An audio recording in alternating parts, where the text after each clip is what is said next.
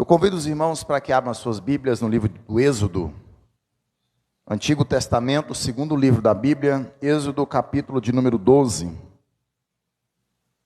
Nós vamos ler aqui alguns versículos. Êxodo, capítulo de número 12.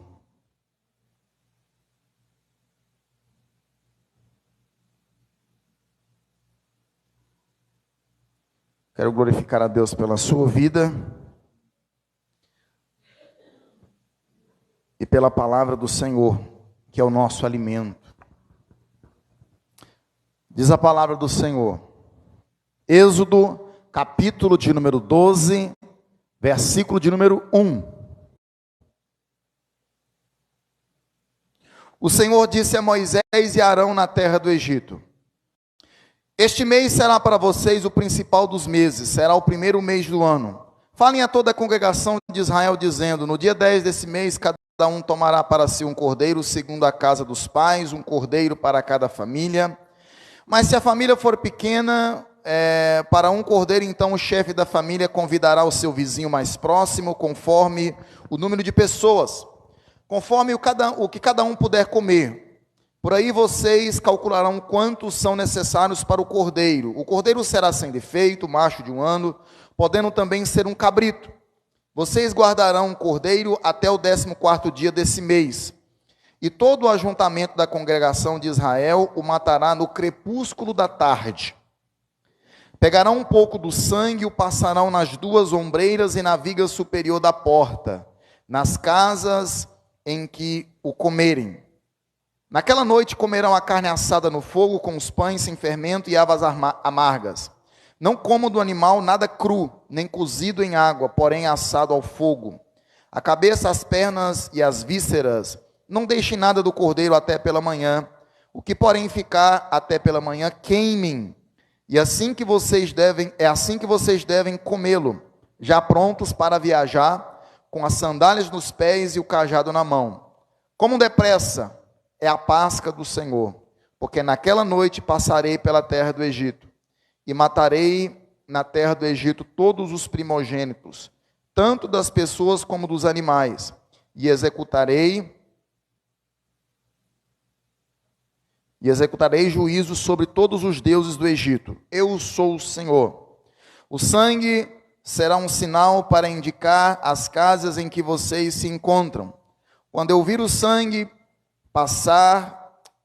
passarei por vocês e não haverá entre vocês praga destruidora. Quando eu ferir a terra do Egito, esse dia lhe será por memorial, e vocês o celebrarão como festa ao Senhor, de geração em geração. Vocês celebrarão esse dia por estatuto perpétuo. Agora eu convido os irmãos para que abram as suas Bíblias em Mateus capítulo de número 26 e o versículo de número 19. Evangelho de Mateus, lá no Novo Testamento.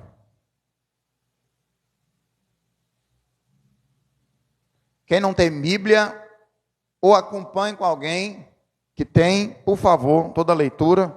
Se você não comprou uma Bíblia ainda, eu digo para você, toma jeito, baixa pelo menos uma no celular, em nome de Jesus.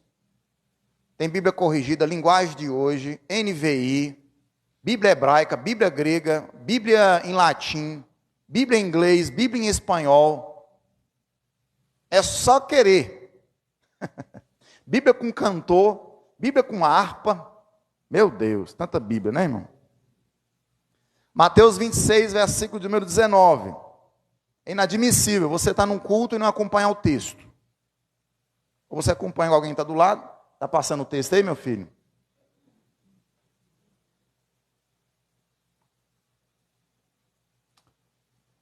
Versículo 19.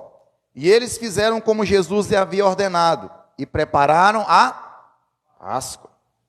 Ao cair da tarde, Jesus pôs-se à mesa com os 12 discípulos. E enquanto comiam, Jesus disse: em verdade, lhes digo que um de vocês vai me trair. E eles, muito entristecidos, começaram um por um a perguntar-lhe: por acaso seria eu, Senhor? Jesus respondeu: o que comigo põe a mão no prato, esse vai me trair. O Filho do Homem vai, como está escrito ao seu respeito. O Filho do Homem vai como está escrito a seu respeito, mas ai daquele por quem o Filho do Homem está sendo traído. Melhor seria para ele se nunca tivesse nascido. Então Judas, que o traía, perguntou: por acaso sou eu, mestre? Jesus respondeu: você acabou de dizer isso. Enquanto comiam, Jesus pegou o pão e, abençoando, partiu e deu aos discípulos, dizendo: tomem, comam, isso é meu corpo. A seguir, Jesus tomou o cálice e, tendo dado graça, deu aos discípulos, dizendo: bebam todos dele, porque isto é o meu sangue, o sangue da aliança, derramado em favor de muitos para a remissão dos pecados. E digo a vocês que desta hora em diante nunca mais beberei deste fruto da videira, até aquele dia em que beberei com vocês o vinho novo no reino de meu Pai. E tendo cantado um hino, saíram para o Monte das Oliveiras. Amém? Os irmãos podem sentar, glorificando a Jesus.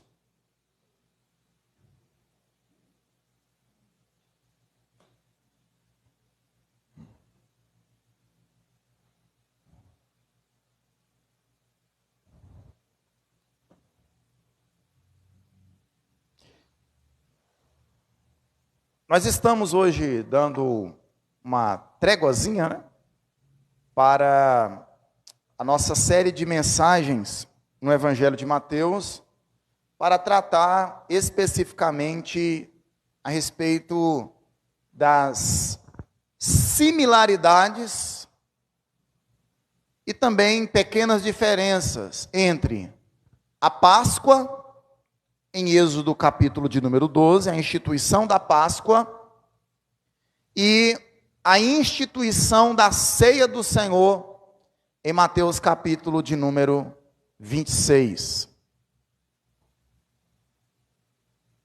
Eu não sei se os irmãos já leram, já estudaram de maneira minuciosa esse texto do Antigo Testamento, mas eu li pelo menos, né, os dois textos, e eu espero que os irmãos pelo menos tentem. Eu acho que seria interessante você ficasse com a sua Bíblia aberta lá em Êxodo capítulo 12, porque sempre o texto do Antigo Testamento é um pouco menos conhecido. No Evangelho de Mateus, normalmente quem se compromete a fazer a leitura da palavra do Senhor é um dos primeiros evangelhos que o novo convertido decide fazer a leitura. Já no Antigo Testamento, você lê 50 capítulos no livro de Gênesis, e você começa então a adentrar o livro do Êxodo, que eu considero um livro muito importante, assim como todos os livros da Bíblia. Eu quero até dizer para os irmãos que nós estamos encerrando a nossa série de estudos no livro de Gênesis. Eu não sei precisamente quanto tempo que nós estamos nesse embate do estudo do livro de Gênesis. Começamos desde o capítulo de número 1, já estamos na saga de José, e eu acredito que a nossa próxima revistinha encerra o estudo do livro de Gênesis, e provavelmente nós vamos para o livro do Êxodo. Eu queria pegar um outro livro menor, mas eu achei por bem dar sequência à história que nós estamos já estudando há tanto tempo. Você está com a sua Bíblia em Êxodo capítulo 12? Pois bem, irmãos, nós precisamos entender aqui o contexto de cada uma destas passagens. No caso do Êxodo, nós precisamos nos lembrar que Moisés, que tinha sido escolhido para ser o libertador da nação de Israel, ele está em uma situação muito desafiadora. Moisés e Arão estão na total dependência da provisão de Deus em meio a uma nação extremamente hostil a Israel. 9 pragas já tinham destruído bens e já tinham trazido catástrofes e tragédias na terra do Egito. 9 pragas. E esse texto que nós acabamos de ler antecede a última praga na terra do Egito. Nós acabamos de ler esse texto e entendemos, por meio da narrativa do próprio Moisés, que as pragas que foram derramadas na terra do Egito eram a manifestação do juízo de Deus contra os deuses do Egito. Cada praga que era lançada representava a destruição de um Deus cultuado, adorado e reverenciado no Egito. No entanto, Faraó, todas as vezes que ele sentia, de certa forma, um pequeno alívio no intervalo de cada uma dessas pragas, nós percebemos o endurecimento do seu coração. E ele então começa a resistir, não permitindo que a nação de Israel saia da terra do Egito em direção à terra prometida. Então Deus resolve falar com Moisés, e Moisés então tem o recado para dar à nação de Israel. Antes deles saírem da terra do Egito, eles precisavam participar da celebração de algo que ia marcar a história daquela nação, a história daquele povo. Uma terrível praga ia acontecer no Egito, mas o povo de Deus, que tinha sido protegido daquelas 9 pragas, agora iria participar de um momento de uma aliança feita através de um conjunto de regras que seriam cumpridas, regras de alimentação, regras de pureza, regras de obediência. Deus cobra desse povo o cumprimento de tudo aquilo que ele determinou. E o que ele determina? Que um animal deveria ser sacrificado, esse animal deveria ser um animal puro, e Deus ele traça todas as características desse animal. O sangue desse animal, que seria até então sacrificado, e eles iam se alimentar desse animal, precisava ser aspergido e passado nas vergas das portas das casas dos filhos de Israel. Aquele povo teria que comer pães sem fermento. Aquele povo também, em obediência, deveria comer ervas amargas. E Deus então deu todas as diretrizes. Por quê? Porque o anjo da morte ia passar na terra do Egito, e todos os primogênitos do Egito seriam mortos. No entanto, na terra de Gósen, aonde estavam ali habitando os filhos de Israel, na casa onde houvesse a marca do sangue aspergido, o anjo da morte passaria e não mataria então os filhos de Israel. Esse é o evento, esse é o contexto histórico do capítulo 12 do Êxodo. No entanto, o capítulo de número 26, que nós acabamos de ler do Evangelho de Mateus, Jesus está prestes a ser entregue. Tudo já estava conspirado para que Jesus fosse entregue para as autoridades religiosas do judaísmo. Entendam bem, irmãos.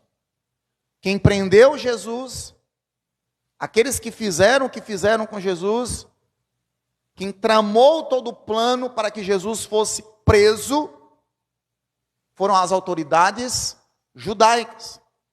E eles compraram um discípulo de Jesus, Judas Iscariotes.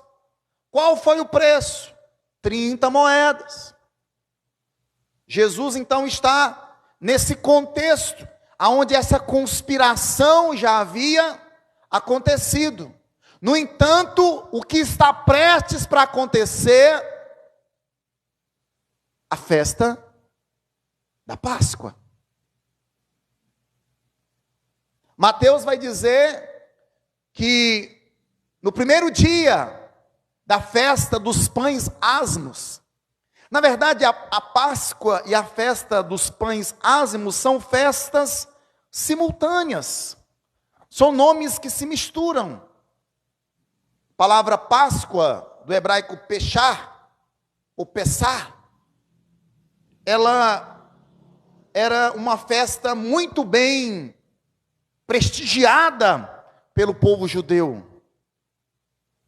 Eu vi um comentário onde o comentarista afirma que a população, durante esse período da comemoração da Páscoa, ela aumentava 5 vezes.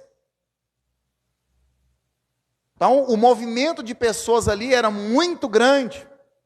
Com isso, nós podemos perceber que quando Jesus é levado para Jerusalém, quando Jesus, então, ele passa por todos aqueles julgamentos, havia na cidade de Jerusalém muita gente devido à festa da Páscoa. O que nós precisamos entender, irmãos, é que Jesus, ele se aproveita desse momento festivo para estabelecer uma aliança, para se estabelecer um pacto com os seus discípulos. Ele se aproveita do momento.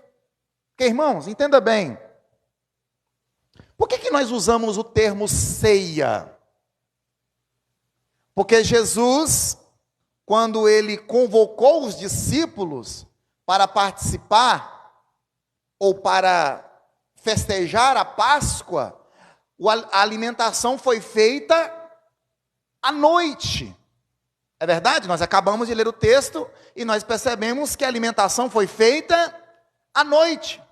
Se tivesse sido feita pela manhã, seria um café da manhã. Se tivesse sido feito no horário de meio-dia, seria um almoço. No entanto, é chamado de ceia, porque Jesus, ele santifica o pão e santifica o cálice. Jesus dá graças a Deus pelo pão e graças a Deus pelo cálice em um momento, em uma refeição noturna.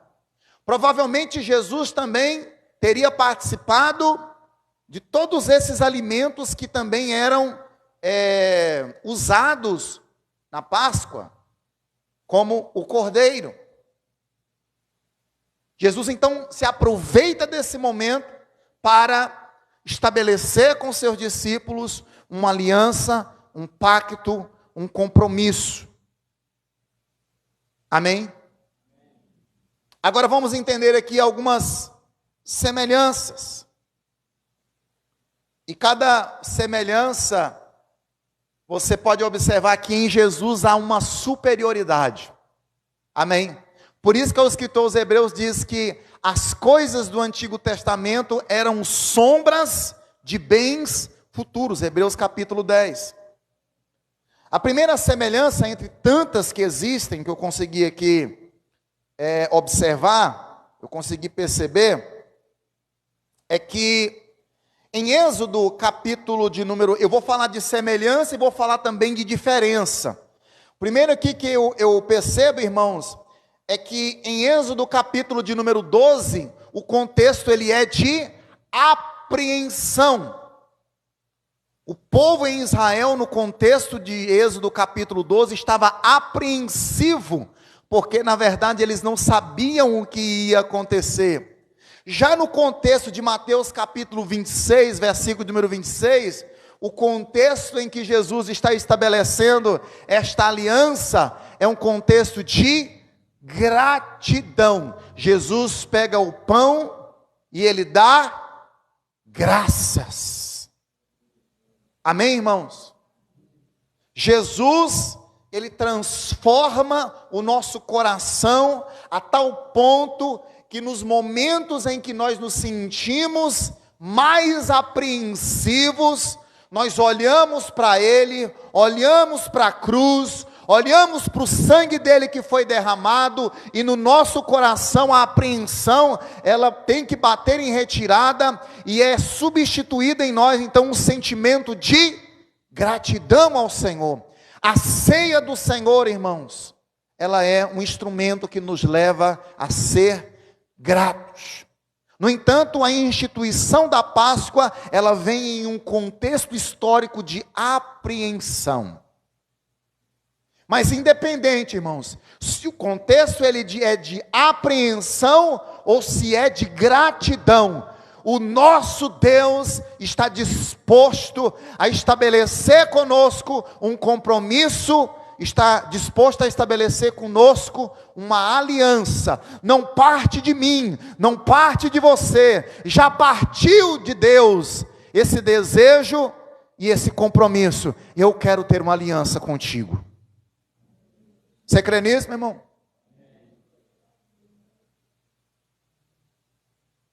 Segundo lugar aqui, irmãos, em Êxodo, capítulo de número 12, a celebração, ela é feita, e um dos requisitos que Deus pede que seja obedecido, é que esse cordeiro seja um cordeiro sem defeito.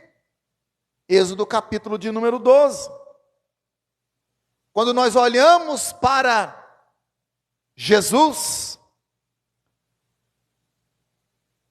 Jesus é o cordeiro, e ele diz: comam, este é o meu corpo. Jesus é o cordeiro imaculado. Essa é uma semelhança. Um cordeiro imaculado, em Êxodo capítulo de número 12, Jesus é o cordeiro imaculado, em Mateus capítulo de número 26. Em Êxodo capítulo 12, versículo 7, o sangue seria passado nos umbrais das portas. Em Mateus capítulo 26, versículo de número 28, o sangue era para ser bebido em forma de uma aliança que estava sendo estabelecida. Em Êxodo capítulo 12, versículo de número 7, o sangue era um sinal para que Deus desse livramento a um evento de um juízo temporal, um juízo para aquele momento. Em Mateus capítulo de número 26, versículo de número 28, o sangue é para perdão de pecados, e esse perdão de pecados nos dá a vida eterna, não apenas o livramento de um juízo temporal.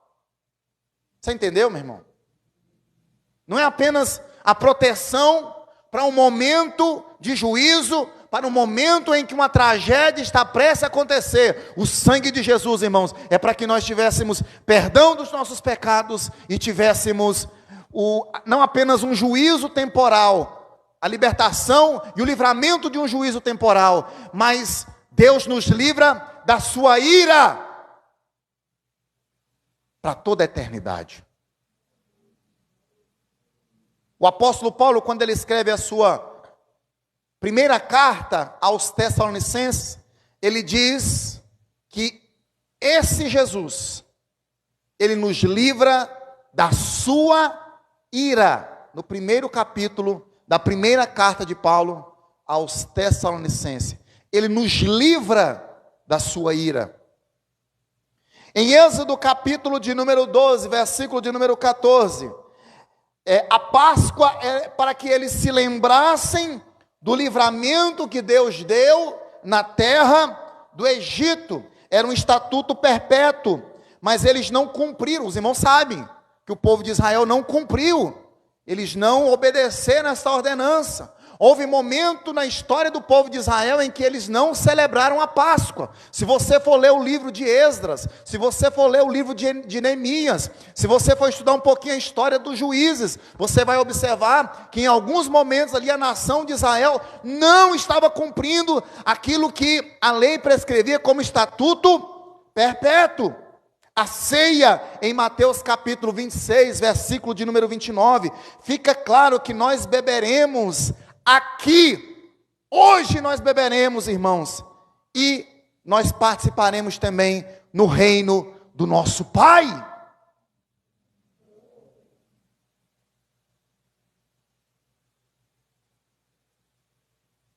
Em Êxodo capítulo de número 12, o povo de Israel participava da Páscoa comendo a carne do cordeiro, participava comendo dos pães asmos e também das ervas amargas. Por que ervas amargas?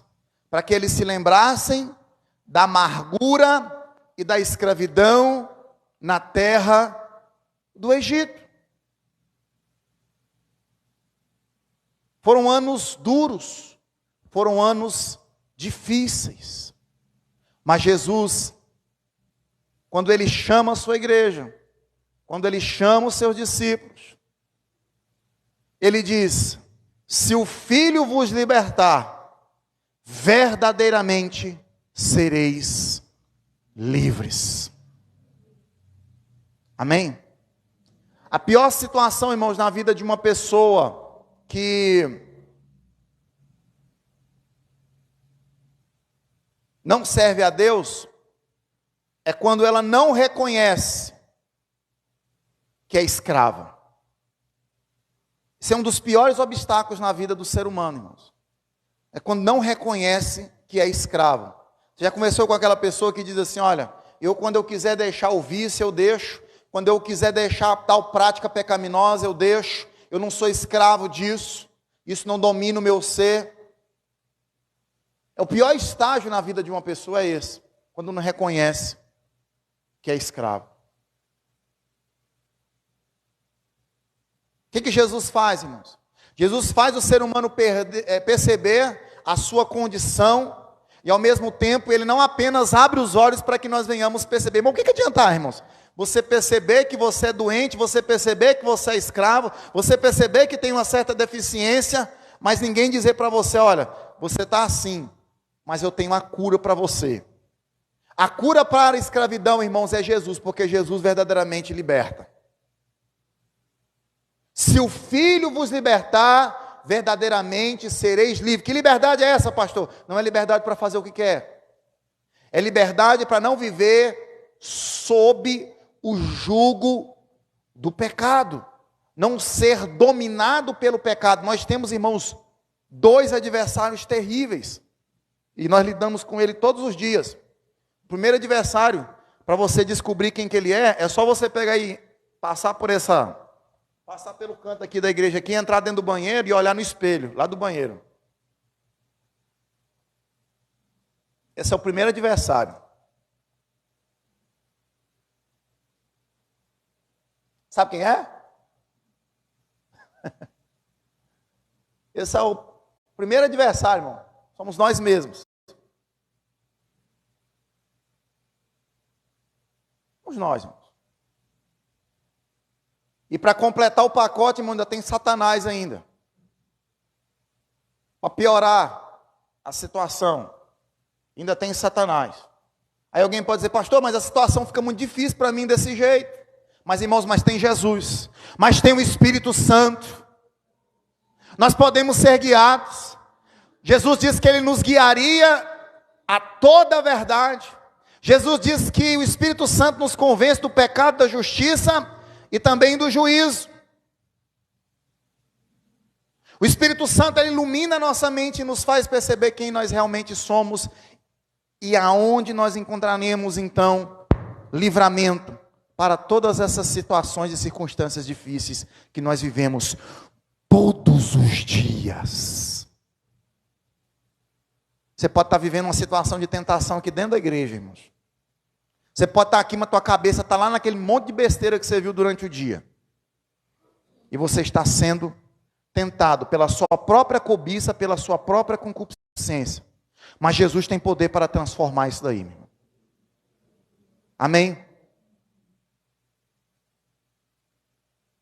Aí alguém pode dizer, pastor, mas a ceia do Senhor não é a celebração da morte. Na verdade, a ceia do Senhor é a celebração da morte. Celebração da morte de Jesus, irmãos. Nós celebramos a morte de Jesus. Nós sabemos que Ele vive, que Ele está vivo, que Ele está no meio de nós.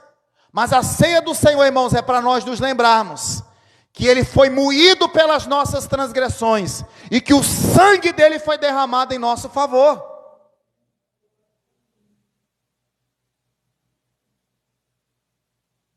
Para concluir aqui, eu quero fazer 5 perguntas, irmãos, reflexivas. Primeira pergunta é: será que você entendeu que a Páscoa fala de aliança para se receber um livramento temporal e a ceia fala de uma aliança eterna? Qual é a mais importante na prática? Na prática, na hora do vamos ver, irmãos. O que a gente procura em primeiro lugar? O livramento temporal ou o livramento eterno? O que o ser humano mais valoriza? O que eu e você escolhe? Um livramento temporal ou o livramento eterno? A Páscoa era a celebração de algo temporal, irmãos. Mas Jesus estabeleceu a ceia, irmãos, que é a comemoração, a celebração de uma aliança que nos dá livramento eterno. Amém? Segundo, como estamos respondendo às alianças que Deus tem conosco? Observe que no livro do Êxodo, Deus pediu que algumas coisas fossem feitas. E observe que Deus, Ele é minucioso diante daquilo que Ele quer no estabelecimento da sua aliança. No Novo Testamento, Jesus também Ele é detalhista. Jesus também Ele é minucioso. Mas o que mais importa, irmãos, diante de todas essas coisas, é como que nós estamos respondendo essas alianças que Deus tem conosco.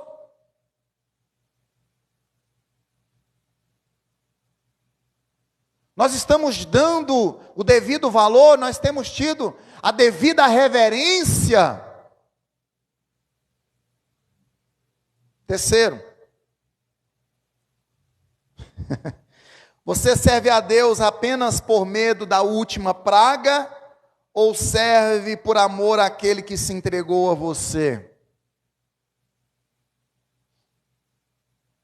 Aqui o povo de Israel estava bem ciente que quem não passasse o sangue na verga das portas ia sofrer a consequência do anjo da morte. Os irmãos lembram da pandemia lá? Aquele camarada começou a mandar um monte de zap aí, e teve uns crentes que até que mandou mensagem comigo com medo, uma mensagem para mim com medo. Não lembra? Na época da pandemia, que tinha que passar óleo de unção nas portas, na janela. Ô, irmão, tenha dó, né, irmão? Bom, sinceramente, não dá nem para ouvir uns Jorge Roba desse, não, irmão. Não dá nem para ouvir. Eu não tenho nem paciência. Quando o camarada começa a falar, irmãos, eu disse para os irmãos aqui, irmãos, olha, quando você começa a lidar com a verdade, entenda bem, eu vou fazer uma ilustração aqui bem interessante. Quando você começa a lidar com a verdade, imagine quem trabalha com dinheiro. Eu trabalhei com dinheiro 6 anos. Caixa de posto de gasolina. Ficava com aquele bogó de dinheiro desse tamanho assim no bolso. Moeda de cá, dinheiro de cá, cheque e notinha. Na época a gente fazia notinha, né? Cartão, quase ninguém passava cartão. Era só os bambambam, né? Quem tinha uma vida muito estável para ter cartão de crédito. Então, quando a gente mexe muito com dinheiro, você pega o tato de tal maneira que quando você pega uma nota falsa, no tato você sente, nossa, essa nota aqui está diferente, ela está com uma textura diferente. Não sei se você já tiver. Hoje a gente quase não está mexendo com dinheiro. Mas na minha época, tudo era dinheiro, irmãos. Tudo que você ia comprar era dinheiro. Ou então cheque, né? Mas você pegava uma nota, você... Ué, essa aqui tá estranha.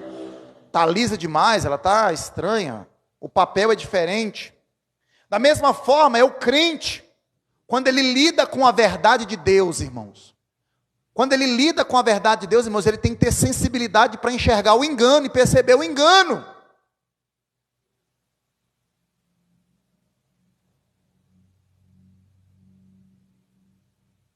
Tem que perceber o engano, irmãos. Você tem o Espírito Santo de Deus. Nós temos o Espírito Santo de Deus, irmãos. O Espírito Santo ilumina as nossas mentes e nos ajuda a perceber que nós não podemos ter medo apenas da última praga. Nós precisamos entender, irmãos, que a aliança é feita porque Deus nos ama. Penúltima pergunta. A Páscoa é uma celebração importante para você? Ou você ainda entende que foi apenas para um povo no passado? Eu digo para os irmãos que a Páscoa apontava para Jesus. Amém? Eu estava vendo um debate essa semana onde eles discutiam que será que os cristãos não deveriam celebrar a Páscoa como os judeus celebravam? Eu acredito que não. Eu acredito que os cristãos não devem celebrar a Páscoa como os judeus celebravam. Até porque os judeus celebravam a Páscoa por uma razão diferente do que nós cristãos entendemos que a Páscoa é celebrada. Nós acabamos de entender que eles celebravam a Páscoa para se lembrar do livramento que Deus tinha dado para eles lá na última praga no Egito. Eles tinham que comemorar isso. O livramento que Deus deu, tirando eles da escravidão, do Egito. E a igreja? E a Páscoa para o Senhor, para os cristãos? O que a Páscoa representa? A Páscoa representa o estabelecimento de uma nova aliança por meio do sangue de Jesus.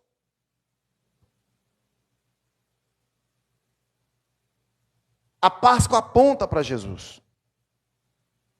A Páscoa se cumpre perfeitamente na pessoa bendita de Jesus. Em último lugar, a última pergunta, irmãos.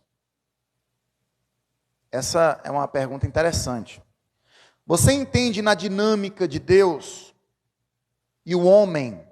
A gente chama isso de imanência. Deus está no trono e Ele interage com a gente. Viu? Viu, crente? Deus não está lá no trono indiferente com os seus problemas e os seus dramas. Ele interage com a gente. Na dinâmica entre Deus e o homem, Deus vai até o homem, caído, perdido, inimigo dele. E sabe o que Deus oferece? Uma aliança. Observe que em todas as circunstâncias, em todas as situações, quando você olha para esses dois povos, para esses dois contextos, quem tem a iniciativa de abençoar e de fazer uma aliança, seja ela para dar livramento temporal ou para dar livramento eterno, é Deus. Deus se aproxima primeiramente do ser humano. Pastor, mas eu dei uma resposta positiva, mas eu tenho notícia para te dar, que antes de você dar uma resposta positiva, Deus já se inclinou ao seu favor.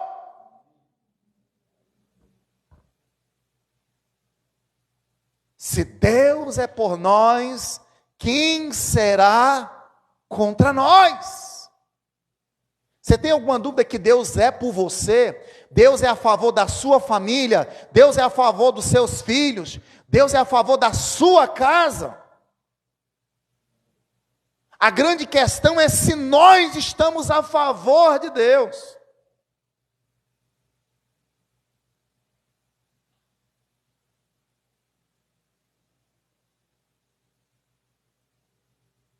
Eu creio que a maioria dos irmãos que estão aqui abraçar uma aliança com Jesus. Mas talvez as pessoas, ou alguém que está me vendo aqui, por essa live aqui do Facebook, ainda não assumiu esse compromisso. E eu convido essa pessoa para que faça esse compromisso se estiver afastado dos caminhos do Senhor.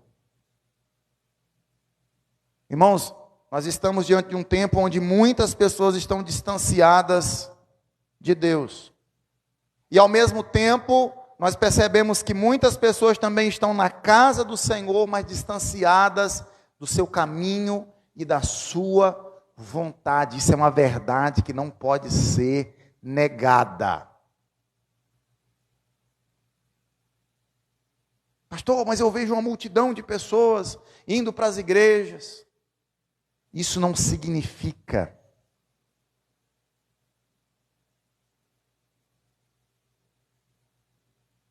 eu não sou juiz de ninguém, irmãos. O meu papel não é ser juiz. Mas, ao mesmo tempo, nós precisamos ter consciência que Deus tem os seus princípios que precisam ser respeitados. Amém? Então, nessa noite, irmão, guarde essa palavra no seu coração. Antes de você ter dado uma resposta positiva para Jesus, para Deus, o Pai, Ele já se inclinou ao seu favor. Amém? Ele é por você.